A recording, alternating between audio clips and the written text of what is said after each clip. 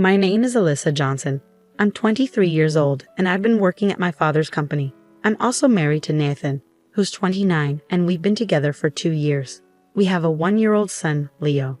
Nathan often suggests I should leave my job at my father's company, mainly because he doesn't like my parents. He seems to be bothered by my father's lack of formal education and the small, somewhat run-down company he runs, which manufactures screws and small components. Nathan doesn't want to be associated with it. In contrast, I admire my father for his hard work, courage in the face of challenges, and genuine care for his employees. I have no plans to leave my father's company. Nathan also seems to dislike that I respect my father more than him. One morning, while having breakfast with Nathan and our son, Leo, he brought up the topic again. Alyssa, you should consider a job at a bigger company. You graduated from a prestigious university and you're beautiful. I'd love to boast about you at work, but I can't because of where you work now. Besides, I earn enough for us. Why don't you consider staying home instead? These conversations always end the same way, with me telling Nathan I won't quit my father's company. Typically, Nathan responds with remarks like, "You're the only one in the world who doesn't listen to me," or, "If you keep this up, it will be harder for us to stay together." Then he usually leaves the room. Later, he often does something petty to upset me and then gloats, asking if I'll listen to him now. Though divorce has crossed my mind, I can't bring myself to go through with it. Both our families get along well and love Leo dearly. My father and father-in-law are good friends and spend time golfing and fishing together. My mother and mother-in-law enjoy art exhibitions together. Both sets of parents have provided Leo with a loving environment that I wouldn't want to disrupt. My feelings for Nathan have faded, and I no longer enjoy sharing a bed with him. Since Leo was born, I've been sleeping in Leo's room with the door locked. Nathan used to barge in and argue about my job, scaring Leo with his loud voice. Now he stays away at night, but I keep the door locked just in case. This morning, as usual, Nathan harassed me for not quitting my father's company. Instead of coming home for dinner, he went out drinking with colleagues and sent me a photo of himself smiling with a female coworker. This doesn't bother me or make me feel insecure. He messaged me saying, "This is how I blow off steam because you won't listen to me. Quit your father's company now." I wanted to ignore his message, but for the sake of our families and Leo, I responded, "I just wanted you to come home and have dinner with us." His reply was dismissive. "Must have been tough, huh? I'm coming home now." I regret marrying Nathan. Though he's intelligent, his behavior is immature and frustrating. Then one day, Nathan happily announced, "I might be getting promoted soon," Nathan said with excitement. "Wow, that's great." I replied, "Did that recent deal go through?" "Not finalized yet, but it's as good as done. The boss will be thrilled, maybe even cry with joy. The director who used to be so high and mighty will have to bow down to me now, haha." That day, Nathan surprisingly didn't urge me to quit my job at my father's company. Instead, he headed off to his own workplace while I left home with Leo to go to my office. As usual, I dropped Leo off at my parents' house nearby before going to work. Upon arriving at work, my coworker Jake hurried over to me. "Good morning, Alyssa. The boss seems unusually upset today. Did something happen? Everyone's worried about him." Hearing this, I immediately went to the room labeled Invention Room, where my father was. Inside, I found a young man in his 20s sitting on the sofa, his face streaked with tears. My father, looking more furious than I had ever seen him, was sitting across from the young man. "Sorry, Alyssa, I can't spare the time to chat right now," my father said curtly. "Everyone's worried about you." "What's going on?" I asked, concerned. Apologizing for his abruptness, my father invited me to join the conversation. As I took a seat next to my father and looked at the young man's tear-streaked face, he stood up and introduced himself. "Nice to meet you. I'm Scott." "I'm sorry for causing any trouble," Scott said apologetically. I asked him, "What happened, Scott?" Scott began explaining his situation. He works at an electrical machinery manufacturer and had recently been promoted to assistant leader for a new machinery project. However, the designated leader didn't attend meetings or go to the field, essentially serving as a figurehead. The team members preferred it this way as it made their work easier. Scott found himself fulfilling the leader's responsibilities. Scott mentioned that some components from my father's company were chosen for his project. He visited my father's company without an appointment and in a disrespectful manner demanded to speak to the CEO. His appearance, marked by unkempt hair and multiple rings, didn't sit well with my father's secretaries, Jackson and Randy. They asked Scott to adjust his attitude and appearance before returning. Unaware of what was wrong with his demeanor, Scott went back to his company and spoke to his boss, who reacted angrily. "Don't let them walk all over you. Assert yourself and tell them we're using their parts," his boss said. Eager to meet his colleagues' demands and use my father's company's components, Scott returned to my father's company. This time, he approached Jackson and Randy more respectfully, asking, "Please tell me how I can improve my approach." My father happened to overhear the conversation and invited Scott into the meeting room for a discussion. "We don't judge people by their appearances," my father began.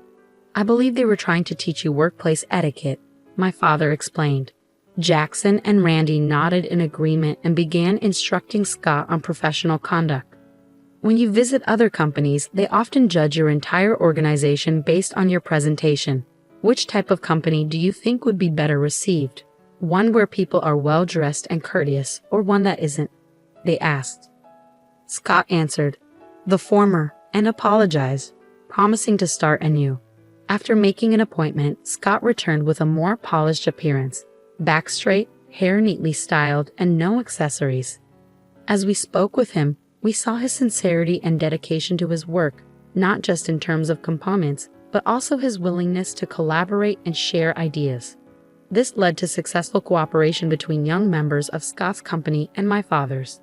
They frequently sought advice from us, and progress was made on a new prototype over 6 months. But just as the project neared completion, the leader of Scott's team took all the prepared presentation materials and promoted a favored young female employee, removing the assistant leader from his position. The team and collaborators strongly opposed this, but were silenced with threats of spreading rumors and making their work life difficult. Upon hearing this, my father was enraged. Jackson, who had been listening, commented, "Those rumors are just lies, right? You shouldn't be scared of them." Scott explained that the assistant leader's removal was due to reporting a violation of working hours to the HR department. Despite facing severe warnings, he stood his ground. Scott returned to my father's company because he was frustrated with the changes and wanted to discuss everything. "You should leave that company and come work for us, right, boss?" Jackson suggested. My father, impersonating a character from an iconic Western movie, made everyone but Scott burst into laughter. Scott responded, "Despite the serious work you do, you all seem to enjoy yourselves. I've always admired that, and I want to work with you all," he said with tears in his eyes as he bowed to my father. As I listened to Scott's story, something continued to bother me, prompting me to ask him a question. I asked, "What's the name of your company?" And when Scott responded, it turned out to be the same machinery manufacturing company where my husband worked. Hesitantly, I asked further, "Can I ask the name of your team leader?" As I had feared, Scott answered, "His name is Nathan Johnson." My father and I exchanged a shocked glance and held our heads in disbelief. After a moment of silence, Randy commented, "Ah, I knew I'd heard that name before. It's Alyssa's husband." I explained to Scott, "I'm sorry, but Nathan is my husband." Scott responded, "He's the one who gave me the opportunity to work at this company, so I'm actually grateful to him for that." Jackson seemed to have a concern on his mind and asked cautiously, "Given that Alyssa's here, does the favored female employee have any connection to your husband?"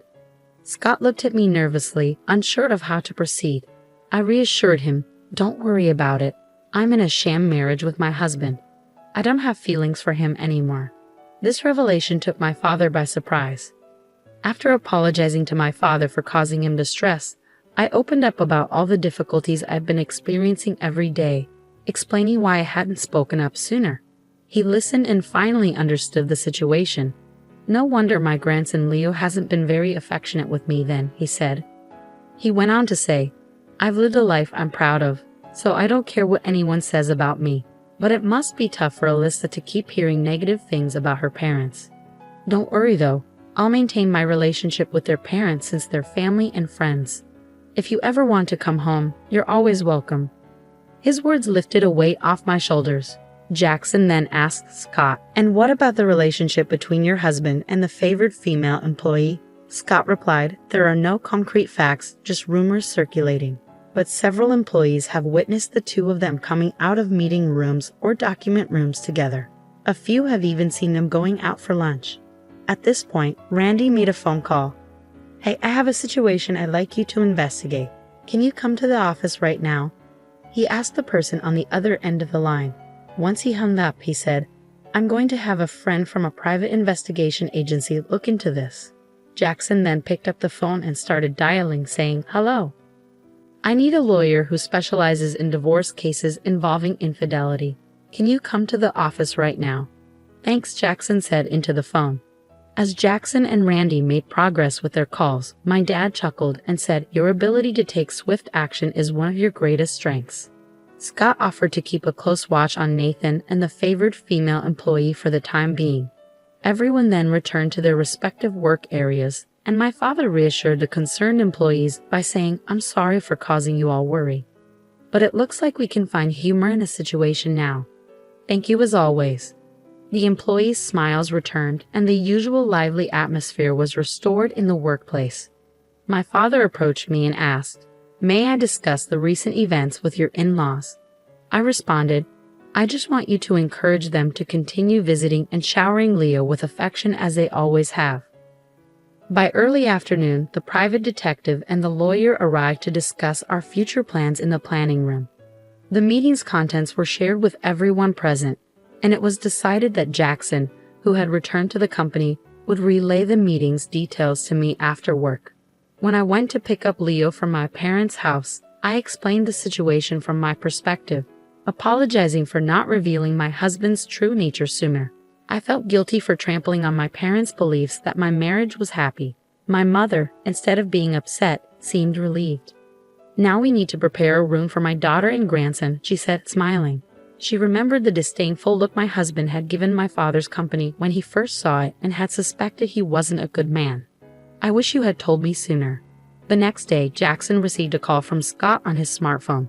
Scott had submitted his resignation, explaining that he planned to spend his remaining time at the company on miscellaneous tasks and transitioning his responsibilities without taking any paid time off. The company accepted his resignation, but members of the project team visited the HR department to declare, "We've all violated the company's work rules like Mr. Scott, so please discipline us as well." With resignation letters in hand, the HR department was thrown into chaos. By the end of the regular workday, my husband had already left the office. A meeting was held in the large conference room, attended by the company president, department heads, and the remaining project team members, including Scott. It was revealed that my husband, the team leader, had not attended any meetings or been present at work, nor had he contributed to the project. Instead, he took credit for the work the team had completed, removed Scott from his role as assistant leader, and replaced him with a favored female employee. The company president expressed deep regret at the situation if the allegations were true. Scott suggested that no immediate action be taken until all evidence was gathered. Since the sister-in-law of one of the company's clients was conducting an investigation using a private detective, it was proposed that nothing be said to my husband without concrete evidence. The company agreed to wait for the evidence and then question my husband before deciding on disciplinary action. They asked the team members to hold off on submitting their resignations. Unaware of these serious developments, my husband, who usually returned home on time, came home around 9 p.m. after Leo had gone to bed. He began ranting about how ineffective everyone else was, boasting that he had been working overtime to ensure the project's success. He believed everyone was jealous because he was on the path to becoming a department head after the project's success. Knowing the truth, I couldn't help but chuckle at his delusions. In his good mood, I offered him a few compliments, which I didn't really mean. He seemed to relish imagining himself as the future department head, basking in the admiration and envy of others. My husband kept grinning, fueled by his fantasies. Meanwhile, at work, Scott's plan was set in motion. The team members began to shower my husband with continuous praise. "Mr. Department Head," they teased, "not quite yet, but the CEO seems very optimistic about the project." They flattered him with comments like, "How can we become as competent as you, Mr. Johnson?" My husband was overjoyed and caught up in his newfound popularity, becoming increasingly less guarded. Then, as planned, we managed to capture videos of his affair with a female employee using hidden cameras in the document and conference rooms. In just 5 days, the detective agency and Scott amassed substantial evidence of his infidelity. All that remained was to prove my husband hadn't created the project documents himself. This task was straightforward. Scott had saved the documents on a USB drive, which would clearly expose the truth if the company questioned him and my husband about their contents. Scott and other team members submitted all the evidence to the company. Unaware of any of this, my husband returned home in high spirits. He launched into his fantasies, saying, "I'm definitely going to be named department head." The CEO had a long conversation with the current head, and then the head looked at me. He must have told him, "I'd rather have Mr. Johnson's head in charge than any incompetent person." He continued his daydreams. "This will widen the gap between your father's company and mine even more. You should quit your job and become a full-time housewife. You'll be the wife of a department head," he said. I responded loudly, feigning anger. "Your parents would be furious if they knew you were mocking mine. You'd have their close friends. I take pride in my work and enjoy it. I'm not quitting." My husband snapped back, "Never invite your parents to our family events again. If you don't like it, get out. I'll have women lining up for me once I become department head." When I asked if he was certain, he retorted, "What do you mean? Don't contact me again." So I replied, "All right, I'll leave," and hadn't signed the divorce papers I prepared. The next morning, I watched him leave for work in silence. Then I called my father to help me move. As my father, his coworkers, and I loaded our belongings onto a truck, my in-laws arrived offering their assistance. "We came to help," they said, and we exchanged apologies. "Thank you for allowing us to be Leo's grandparents. Our fool of a son is disowned. We're counting on you now," Alyssa, they said, bowing their heads. I held their hands and bowed in return, expressing my gratitude. My father said, "Let's hurry and move everything so we can relax at home," to which my father-in-law agreed. "Let's do that," as they both continued to help with the move. Once we finished the move, in front of my parents and in-laws, I showed them the signed divorce papers and explained that I was parting ways with my husband. My in-laws repeatedly apologized, but my father reassured them, saying, "Let's keep getting along, Ken," and gave my father-in-law a friendly pat on the knee. My mother chimed in, "Mary, let's continue our embroidery sessions together. There's an art exhibition next week. Let's go." She gave my mother-in-law an affectionate pat on the knee. "Ken, Mary, why don't you stay at our house tonight for some drinks?" My father offered, bringing out the beverages. My father-in-law accepted. "Thanks, we'll take you up on that offer tonight." The cordial interaction brought my parents and in-laws even closer, without me feeling like I was intruding. That night, I decided to go to Leo's room and rest. The next day, my husband was summoned to a conference room by the company's executives, including the CEO and department head. Also present were Scott, the team members, and the female employee he had an affair with. The CEO conducted the hearing himself, questioning my husband about whether he had tried to claim the project as his own without contributing to it and stealing the completed documents. Since Scott and the team members were there, my husband couldn't find an excuse and remained silent. The CEO, growing impatient, demanded loudly, "Well, what do you have to say?" Under pressure, my husband quickly admitted to his actions. Next, the CEO questioned him about why he had demoted Scott from the sub-leader position and replaced him with the female employee. My husband tried to justify it by saying she was more capable than Scott. The department head countered, "You're saying the woman who only serves tea and makes copies is more capable than Mr. Scott." My husband bit his lip, lowering his head in silence. The CEO then projected still images from video footage taken in the conference room and document room, leaving both my husband and the female employee, Alice, looking pale. The CEO asked Alice, "Miss Ford, what is the meaning of this?" Alice responded without hesitation, explaining that Mr. Johnson had promised her an easier time at work if they were together, but she hadn't been serious about the relationship since she already had a boyfriend. "I just considered it part of the job," she added. My husband, enraged by her response, exclaimed, "You had a boyfriend? You cheating woman. You've ruined my life." Alice snapped back, "You have a wife, Tim Nathan. Don't get mad at me." The argument between them escalated, prompting the CEO to interrupt. Enough. The fact-finding is over. I'll inform you of the disciplinary action later. Until then, Mr. Johnson and Miss Ford, you are both suspended and must stay home." With that, the CEO left the conference room, and everyone else followed suit. My husband was eventually reassigned to a manual job in the basement, sorting documents in what was known as the company's useless department. Alice, who struggled at the office after her boyfriend found out about the affair, eventually resigned. A lawyer had drawn up an agreement for them to sign, with my husband required to pay me $3 million and Alice $2 million in compensation. Both had to take out loans from finance companies to make the payments. Additionally, my husband agreed to pay an extra $5,000 per month for Leo's child support. A few months later, my husband, now disowned by his parents, was working 2 jobs, one at a convenience store during the day and another as a security guard at night. He lived alone in a run-down apartment and looked much older than his years. As someone who saw him remarked, he appeared to be around 60 years old.